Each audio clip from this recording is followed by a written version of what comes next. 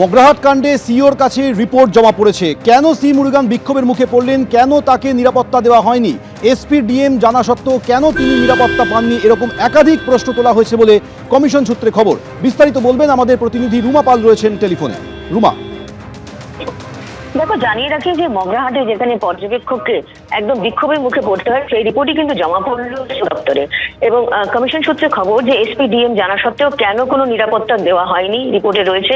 এবং দক্ষিণ চব্বিশ পরগনাতে ঢুকতে গেলে কি কোনো আইএস কে বিশেষ অনুমতি লাগবে, এমনটাও কিন্তু রিপোর্টে উল্লেখ রয়েছে।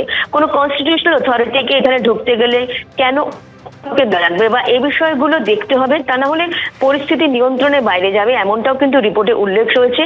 এবং তার সঙ্গে সঙ্গে এটাও ঠিক রিপোর্টে এটাও বলা হয়েছে, যা জানা যাচ্ছে যে 28 তারিখে চাইল্ড ডেভেলপমেন্ট প্রজেক্ট অফিসাররা বহু লোককে কিন্তু ফ্যামিলি রেজিস্টার সার্টিফিকেট তারা ইস্যু করেছেন, দিয়েছেন। এবং সেই সমস্ত ফ্যামিলি রেজিস্টার সার্টিফিকেটই কিন্তু ইআরওরা দেখাচ্ছেন, ইআরওদের দেখাচ্ছেন সেই ভোটাররা। এটা কিন্তু ভ্যালিড ডকুমেন্ট নয়, এমনটাই প্রশ্ন তোলা হয়েছে। এবং এর ভিত্তিতে নাম তোলা হচ্ছে, ইআরওরা কিন্তু এর ভিত্তিতে নাম তুলছে। সেক্ষেত্রেও কিন্তু নির্বাচন কমিশনকে বিষয়টি দেখার কথা বলা হয়েছে। এই সমস্ত বিষয় কিন্তু রিপোর্টে উল্লেখ রয়েছে, এমনটাই কমিশন সূত্রে খবর। রুমা, ধন্যবাদ। চাঁদনী চকে একটি ইলেকট্রনিক্সের দোকানে আগুন। একতলায় একটি ইলেকট্রনিক্সের দোকানে আগুন লাগে। প্রথমে ধোঁয়া দেখতে পেয়ে স্থানীয়রা খবর দেন দমকলে। এরপর দমকল এসে আগুন নেভানোর কাজ শুরু করে। বেশ কিছুক্ষণের চেষ্টায় আগুন নিয়ন্ত্রণে আসে। আগুন নেভানোর কাজে 6টি দমকলের ইঞ্জিন কাজে লাগানো হয়। শর্ট সার্কিট থেকে আগুন লেগেছে বলে দমকল মনে করছে। চাঁদনী চকের ঘটনা, যেখানে একতলায় একটি ইলেকট্রনিক্সের দোকানে ধোঁয়া বেরোতে দেখেন স্থানীয় বাসিন্দারা এবং দোকানদাররা। তারা সঙ্গে সঙ্গে দমকলকে খবর দেন। 6টি ইঞ্জিন এসে বেশ কিছুক্ষণের চেষ্টায় আগুন নিয়ন্ত্রণে আনে।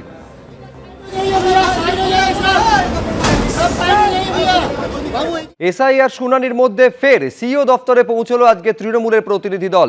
মূলত এই প্রশ্ন তারা করছে যে যারা পরিযায়ী শ্রমিক যারা রয়েছেন, যারা রাজ্যের বাইরে রয়েছেন, তাদের জন্য ভার্চুয়ালি শুনানির ব্যবস্থা কেন করা হবে না। পাশাপাশি যারা বয়স্ক যারা রয়েছেন, কষ্ট করে যাদের শুনানি সেন্টারে যেতে হয়েছে, তাদের কথাও আজকে সিইও দপ্তরে গিয়ে তুলে ধরেন তৃণমূলের এই প্রতিনিধি দল।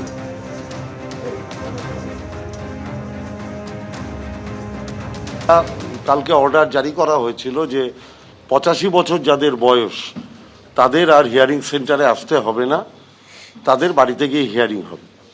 সেই সময় আমাদের পরিষ্কার বক্তব্য ছিল যে যারা অসুস্থ, যাদের অপারেশন হয়েছে, তাদের আপনারা এই তালিকায় রাখবেন না। কেন কবি জয় গোস্বামীকে হিয়ারিং সেন্টারে যেতে হবে তিনি অসুস্থ হওয়া সত্ত্বেও? পয়েন্ট নাম্বার 2 হচ্ছে লজিক্যাল ডিসক্রেপেন্সি যেটা ছিল, আমরা যা তালিকা ওনাদের দিতে বলেছিলাম, উনি বলেছিলেন উনি একটা চিঠি দেবেন।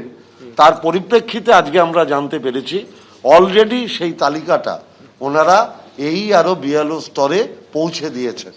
আমাদের সর্বভারতীয় সাধারণ সম্পাদক, আমাদের নেতা অভিষেক বন্দ্যোপাধ্যায়ের নেতৃত্বে কাল 10 জনের একটা প্রতিনিধি দল দিল্লিতে যাবে।